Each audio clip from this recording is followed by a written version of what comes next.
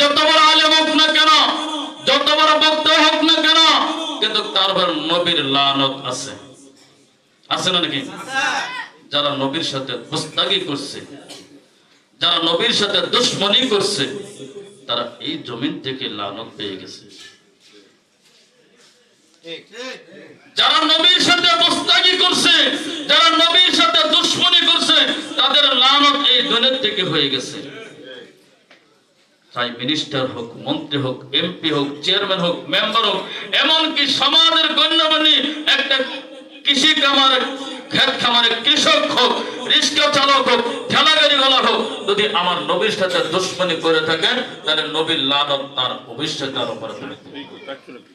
ওই ব্যক্তি যতই ইবাদত করে না কেন, যতই ইবাদত করে না কেন, যত মাঠে ময়দানে হুঙ্কার দিয়ে কথা বলে না কেন, তার বক্তাগিরি কিন্তু ওই কোনো কাজে আসবে না। কেন? সে বেয়াদবি করছে আমার নবীর সাথে। কার সাথে? নবীর সাথে। আমার নবী কি রাখাল হতে পারে? নবী রাখাল হতে পারে? নবী কোনদিন গরু চড়াইছে? রাখাল মানে গরু চড়াই, কাউবা মানে গরু, রাখাল। নবী নাকি গরু চড়াইছে? নাউযুবিল্লাহ। জোরে বল। আরো কিছু কথা বলছে, যার বক্তব্য শোনার জন্য হাজার হাজার কলিজার টুকরা যুবক তার বক্তব্য শোনার জন্য পাগল পারা অস্তিত্ব হয়ে যায়, অস্তিত্ব বিলীন করে দেয়।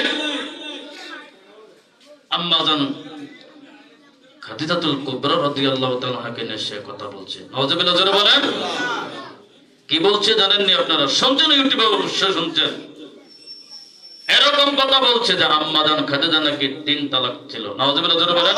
একটা 3 তালাক প্রাপ্ত বুড়িকে বিয়ে করছে, বুড়িকে বিয়ে করছে, 40 বছর বুড়িকে বিয়ে করছে, এবং ভার্জিন না, মানে কি ইনটেক্স ছিল না। সে এই ধরনের বক্তব্য আজকে আমাদের সমাজে, দেশের মধ্যে চলছে নবীকে নিয়ে। হাইরে ভাই, কি লেখাপড়া করছে? ওই সমস্ত বক্তার আলোচনা থেকে আল্লাহ পাক আমাদেরকে হেফাজত করুন। যারা বলেন আমিন। আমরা কি ওই সমস্ত বক্তার আলোচনা শুনতে রাজি আছি? যারা বলেন রাজি আছি। আমরা ওই সমস্ত বক্তাকে বয়কট করি। কি করি? যে কথা বলতেছিলাম সংক্ষিপ্ত আকারে, আল্লাহ রাব্বুল আলামিন হাকামুল হাকিমিন, এটা হলো মেরাজের চাঁদ। কিসের চাঁদ? মেরাজের চাঁদ। আল্লাহর হাবিব সরকার মদিনা মুহাম্মদুর রাসূলুল্লাহ সাল্লাল্লাহু আলাইহি ওয়াসাল্লাম জিবরাইল আমার নবীকে দাওয়াত করলেন আল্লাহর পক্ষ থেকে এসে। কোন তারিখ? এই রজব মাসের 26 তারিখ দিবাগত রাত্রে আল্লাহর কাছে যাবে। যারা বলেন না সুবহানাল্লাহ। আল্লাহ তো অসংখ্য নবী রাসূল বানাইছেন, 2,24,000 নবী রাসূল বানাইছেন। এক এক নবীর সাথে এক এক জায়গায় কথা বলছেন। হযরত মুসা কালিমুল্লাহ আলাইহিস সালাতু ওয়াস সালাম তুর পাহাড়ে গিয়ে আল্লাহর সাথে দিদার করছে, কথা বলছে। কথা বলা ঠিক নাকি? জাকারিয়া আলাইহিস সালাতু ওয়াস সালাম গাছের ভিতরে নিয়ে আল্লাহ তাআলা কথা বলছে। যারা বলেন না সুবহানাল্লাহ। ইউনূস নবী মাছের পেটে থেকে 40 দিন আল্লাহর সাথে দিদার দিয়েছে। যারা বলেন না সুবহানাল্লাহ। আল্লাহ বলে আমি এক এক নবীর সাথে এক এক জায়গায় কথা বলছি, আর আমার হাবিব, আমার দোস্ত, আমার বন্ধু, আমার নবীর সাথে আমি দিদার করব আরশে আজিমে আইনা। যারা বলেন না সুবহানাল্লাহ। ثم دنا فتدل فكان قاب قوسين। এই মেরাজের রাতে রজব মাসে আল্লাহ এবং আল্লাহর বন্ধু আমাদের নবী মুহাম্মদুর রাসূলুল্লাহ সাল্লাল্লাহু আলাইহি ওয়াসাল্লাম দুই জনে একবারে নিকটবর্তী সামনাসামনি বসছে। যারা বলেন না সুবহানাল্লাহ। দুই ধনুকের মাঝখানে যতটুকু ফাঁক আছে এই পরিমাণ ফাঁক। মুফাসসিরিনে কেরাম আরেকটা ব্যাখ্যা দিছে যে সুইয়ের ছিদ্র, খাতা সেলাই করে সুই আছে না, সুইয়ের ছিদ্রটা কি এরকম বড়? হ্যাঁ, এবার সুতার মাথাটা তো একবারে ছোট্ট না, এবার মুফাসসিরিনে কেরাম বলছেন যে সুইয়ের ছিদ্র মাথা দিয়ে যে সুতা ঢোকার যে পরিমাণ জায়গা, এইটুকু আল্লাহ এবং আল্লাহর রাসূলের মাঝখানে এই পরিমাণ ফাঁকা ছিল। যারা বলেন না সুবহানাল্লাহ। মা ইয়ানতিকু আনিল হাওয়া ইন হুয়া ইল্লা ওয়াহয়ুহা। আল্লাহ বলেন আমার বন্ধুকে আমি যা দেওয়ার কাম দিছি আর আমার বন্ধুর কাছ থেকে আমি যা নেওয়ার কাম নিছি। যারা বলেন না সুবহানাল্লাহ। মেরাজে গেলেন, নবী কি দিয়ে গেলেন একটু বলে শেষ করব। জিবরাইল যখন উম্মে হানির ঘরে বিশ্রাম মুবারক ছিল। যারা বলেন না সুবহানাল্লাহ। জিবরাইল আয়েশা দেখেন নবী ঘুম মুবারকে আছে। যারা বলেন না সুবহানাল্লাহ।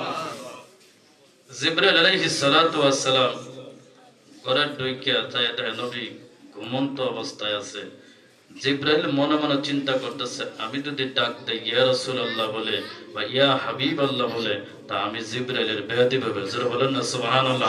আরে ভাই, জিবরাইল আলাইহিস সালাতু ওয়াস সালাম যদি আমার নবীকে ইয়া রাসূলুল্লাহ বলে ডাক দিতে পারে, জিবরাইল মতন ফেরেশতা যদি আমার নবীকে ইয়া হাবিবাল্লাহ ডাক দিতে পারে, আর আজকে আমরা যদি নবীকে ইয়া রাসূলুল্লাহ বলে ডাক দেই, ইয়া হাবিবাল্লাহ বলে ডাক দেই, তো আমাদের উপরে শিরকের ফতোয়া, হারামের ফতোয়া, বেদাতের ফতোয়া জারি হয়। হয় কি হয় না বলেন তো?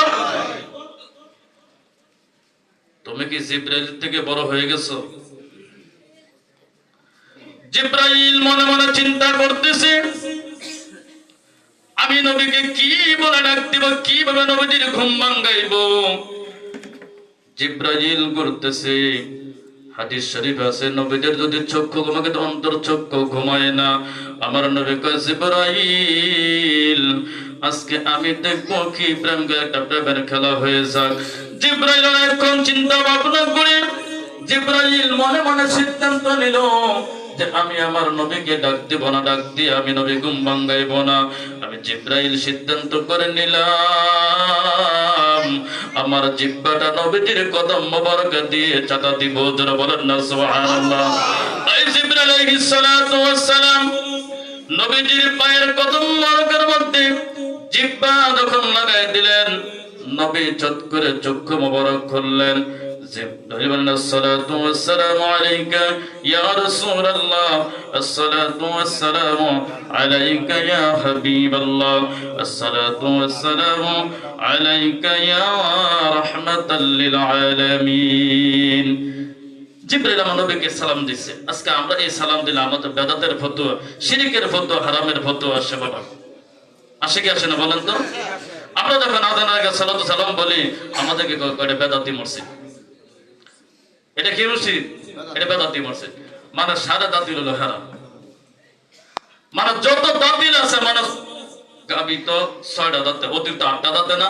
আমার মনে হয় মানে সারা মানে 32টা বা 30টা দাঁতি, মানে সব দাঁতি হলো হারাম। হারাম হলো বেদাতি। একটু নবীর প্রশংসা শুনলে তাদের শরীরের মধ্যে গা মধ্যে চুলকানি শুরু হয়। এলাতে দেখেন গরুর গোশত খাইলে মানে গরু খাওয়ান লাগে না, খালি দেখলে চুলকানি শুরু হয়ে যায়। দেখলে কি চুলকানি শুরু হয়ে যায়। তো দেখ মুহতারাম হাজরিন, ওইদিকে গেলাম না। জিবরাইল আমার নবীকে যখন নিয়ে যাবেন, আমার নবীজির খাদেম হলো জিবরাইল। যারা বলেন না সুবহানাল্লাহ। নবীজির এই মেরাজের সফর সঙ্গী হলো, খাদেম হলো জিবরাইল। আমার নবীজি বোরাকের আগে আর জিবরাইল আমার নবীজি বোরাকের পিছনে। যারা বলেন না সুবহানাল্লাহ। উম্মে হানির ঘর থেকে গেলেন বাইতুল মুকাদ্দাসে। কোথায় গেলেন? বাইতুল মুকাদ্দাসে। সেখানে গিয়ে সকল নবী রাসূল কাতারবন্দি খারাপ। জিবরাইল কয়, ইয়া রাসূলুল্লাহ, এখানে 2 রাকাত নামাজ পড়ো।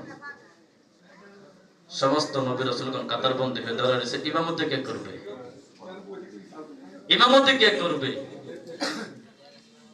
জিবরাইল কয়, ইয়া রাসূলুল্লাহ, ইয়া হাবিবাল্লাহ, এই জামাতের একমাত্র ইমামের যোগ্য আপনি।